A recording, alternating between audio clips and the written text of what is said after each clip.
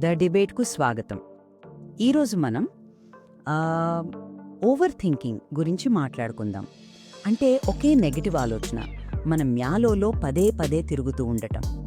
చాలామంది దీన్నే ఒక మామూలు చెడ్డ అలవాటుగా చూస్తారు. కానీ ఇది అంతకంటే లోతైన సమస్య అని చెప్పడానికి కొన్ని ఆధారాలున్నాయి. అవును, సరిగ్గా చెప్పారు.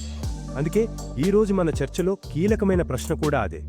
ఓవర్ థింకింగ్ అనేది కేవలం మనం మార్చుకోగల ఒక బ్యాడ్ హ్యాబిట్ మాత్రమేనా, లేక అది మన మెదడు నిర్మాణం, మన వ్యక్తిత్వంలో లోతుగా పాతుకుపోయిన ఒక సంక్లిష్టమైన సమస్యనా? నా వాదన ప్రకారం ఇది ఖచ్చితంగా మనం నియంత్రించగల ఒక అలవాటు. నా దృష్టిలో మాత్రం అది అంత సులభం కాదు. ఇది మన బ్రెయిన్ ఫంక్షనింగ్లో ఉండే ఒక లోపానికి సంకేతమని నేను వాదిస్తాను. సరే, అయితే నా వాదనకు కొన్ని బలమైన ఆధారాలున్నాయి.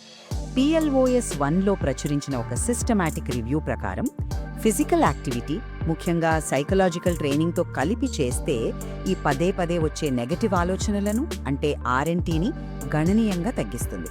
అంతేకాదు, JMIR మెంటల్ హెల్త్లో వచ్చిన ఇంకో స్టడీ ప్రకారం కేవలం 10 రోజులు రోజుకి 5 నిమిషాలు బాడీ స్కాన్ చేయడం వల్ల 2 నెలల తర్వాత RNTలో చెప్పుకోదగ్గ మార్పు కనిపించింది. అంటే మన శరీరంపై మనసు పెట్టి ప్రతి భాగాన్ని గమనించే ఒక సింపుల్ మైండ్ఫుల్నెస్ టెక్నిక్ అన్నమాట. ఆలోచించండి, కేవలం 10 రోజుల్లో ఇంత మార్పు సాధ్యమంటే దీన్ని మనం మార్చుకోగల ఒక ప్రవర్తనగానే చూడాలి కదా. మీరు చెప్పిన పరిష్కారాలు బానే ఉన్నాయి, కానీ అవి కేవలం పైపైన లక్షణాలను మాత్రమే టార్గెట్ చేస్తున్నాయి, అసలు మూల కారణాన్నే కాదు. నా వాదన ఏంటంటే, ఓవర్ థింకింగ్ అనేది మన మెదడులోని మెటా కంట్రోల్ వ్యవస్థలో ఒక ఫెయిల్యూర్. అంటే మన ఆలోచనలకు ఒక మేనేజర్ లాంటిదన్నమాట. ఏ ఆలోచనపై దృష్టి పెట్టాలి, దేనిని వదిలేయాలి అని ఈ మేనేజర్ నిర్ణయిస్తాడు. ఓవర్ థింకింగ్లో ఆ మేనేజర్ కన్ఫ్యూజ్ అయిపోయి ఒకే ఫైల్ మీద స్టక్ అయిపోతాడు. ఇదొక చెడ్డ అలవాటు కాదు, మన ఆలోచనలను మేనేజ్ చేయడంలో మన బ్రెయిన్ ఫెయిల్ అవ్వడం. దీనికి మన వ్యక్తిత్వం కూడా ఒక ముఖ్య కారణం. ఉదాహరణకు న్యూరోటిసిజం అంటే ఎక్కువగా ఆందోళన పడే స్వభావం ఉన్నవాళ్లు ఈ సమస్యకు చాలా ఎక్కువగా గురవుతారు. అయితే ఒక విషయం, మీరు చెప్పినట్టు వ్యాయామం, మైండ్ఫుల్నెస్ లాంటివి పనిచేస్తున్నాయంటే అది నా వాదననే బలపరచడం లేదా? అంటే ఆ మేనేజర్కి మనం ట్రైనింగ్ ఇవ్వగలం కదా. CBT అంటే కాగ్నిటివ్ బిహేవియరల్ థెరపీ చేసేది అదే.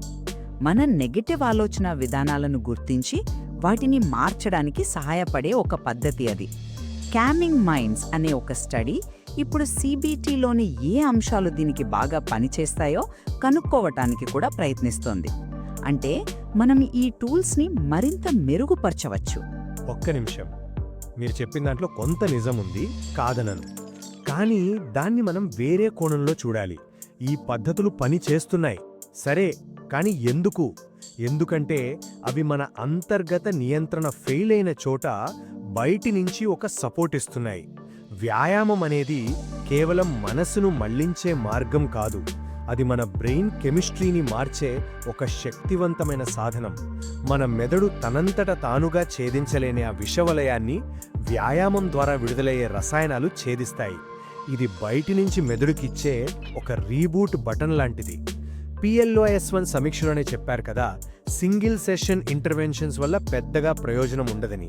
దీన్ని బట్టి ఇది ఎంత లోతుగా పాతుకుపోయిన సమస్యో మనం అర్థం చేసుకోవచ్చు. కానీ ఇక్కడే ఒక ఇంట్రెస్టింగ్ పాయింట్ ఉంది. అదే PLOS 1 సమీక్ష ప్రకారం ఆల్రెడీ డిప్రెషన్, యాంగ్జైటీతో బాధపడుతున్న వాళ్లలోనే ఈ టెక్నిక్స్ ఇంకా ప్రభావవంతంగా పనిచేస్తున్నాయట. అంటే దాని అర్థమేంటి? సమస్య ఎంత లోతుగా ఉన్నా సరైన టూల్స్ వాడితే వాళ్ళు దాని నుంచి బయటపడగలరు అని కదా. వ్యక్తిత్వం ఒక పాత్ర పోషించవచ్చు, నేను కాదనను, కానీ అది అధిగమించలేని అడ్డంకి అయితే కాదు. మీరొక ముఖ్యమైన విషయాన్ని మిస్ అవుతున్నారు. RNT అనేది మన వ్యక్తిత్వం యొక్క ప్రాథమిక నిర్మాణంలో భాగమయ్యుండొచ్చు. ఉదాహరణకు ఇంటర్నేషనల్ జర్నల్ ఆఫ్ సోషల్ ఇంపాక్ట్లో చెప్పినట్టు, కాన్షియన్షియస్నెస్ ఎక్కువగా ఉన్నవాళ్లు, అంటే ప్రతిదీ పర్ఫెక్ట్గా ఉండాలనుకునేవాళ్లు, ఒక చిన్న తప్పు జరిగినా దాని గురించి రోజంతా ఆలోచిస్తూ ఉంటారు. అలాగే అగ్రీయబుల్నెస్ ఎక్కువగా ఉన్నవాళ్లు, అంటే ఇతరులను నొప్పించకూడదు అనుకునేవాళ్లు, నేను అలా అని ఉండకూడదేమో అని పదే పదే బాధపడతారు. ఇది వాళ్ళు కావాలని చేసేది కాదు, అది వాళ్ల సహజమైన ఆలోచన విధానం. దాన్ని మనం కేవలం ఒక అలవాటుగా కొట్టిపారేయలేం. ముగింపుగా చెప్పాలంటే వ్యాయామం, మైండ్ఫుల్నెస్ వంటి ఆచరణాత్మక పద్ధతులు ఓవర్ థింకింగ్ని గణనీయంగా తగ్గిస్తాయని ఆధారాలు చాలా స్పష్టంగా చూపిస్తున్నాయి. వ్యక్తిత్వం ప్రభావం ఉన్నప్పటికీ ఈ టూల్స్ మన ఆలోచనా సరళినే మనమే చురుకుగా మార్చుకునే శక్తిని మనకు అందిస్తాయి. నా దృష్టిలో ఓవర్ థింకింగ్ అనేది మన కాగ్నిటివ్ ఆర్కిటెక్చర్లోని మెటా కంట్రోల్ సిస్టంలో ఒక లోపానికి సంకేతం. ఈ టెక్నిక్స్ తప్పకుండా సహాయపడతాయి, కానీ అవి తాత్కాలిక ఉపశమనం కావచ్చు. ఈ లోతైన యంత్రాంగాన్ని, మన వ్యక్తిత్వంతో దానికున్న సంబంధాన్ని అర్థం చేసుకుంటేనే అందరికీ ఒకే పరిష్కారం కాకుండా వ్యక్తిగతమైన పద్ధతులను అభివృద్ధి చేయగలం. ఈ చర్చను బట్టి ఓవర్ థింకింగ్ అనేది ఒక సంక్లిష్టమైన సమస్య అని స్పష్టమవుతోంది.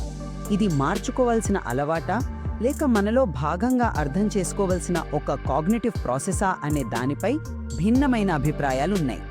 ఈ అంశంపై మరింత లోతుగా తెలుసుకోవడానికి మన సోర్స్ మెటీరియల్లో ఇంకా చాలా